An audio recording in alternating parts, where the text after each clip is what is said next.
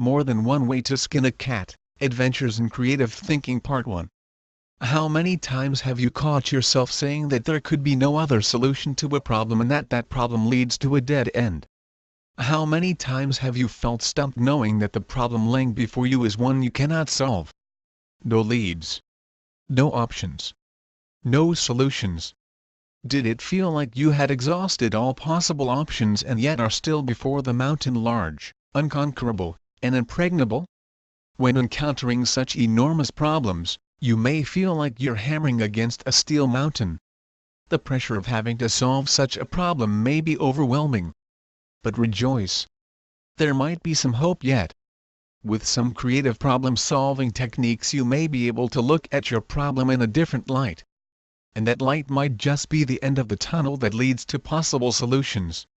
First of all, in the light of creative problem-solving, you must be open-minded to the fact that there may be more than just one solution to the problem.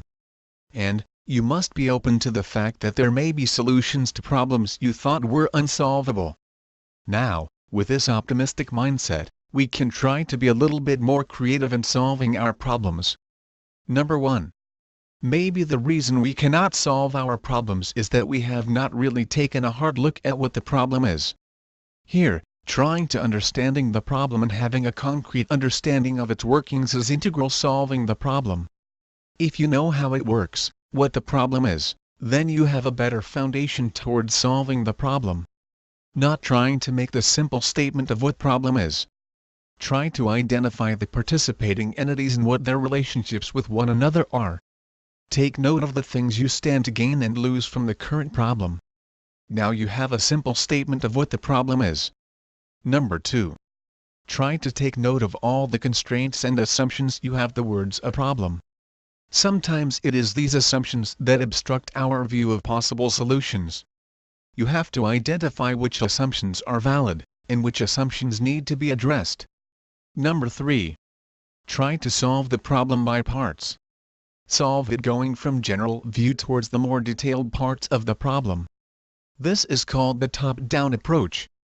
Write down the question, then come up with a one-sentence solution to that from them. The solution should be a general statement of what will solve the problem. Number 4. Although it helps to have critical thinking aboard as you solve a problem, you must also keep a creative, analytical voice at the back of your head. When someone comes up with a prospective solution, try to think how you could make that solution work. Try to be creative. At the same time, look,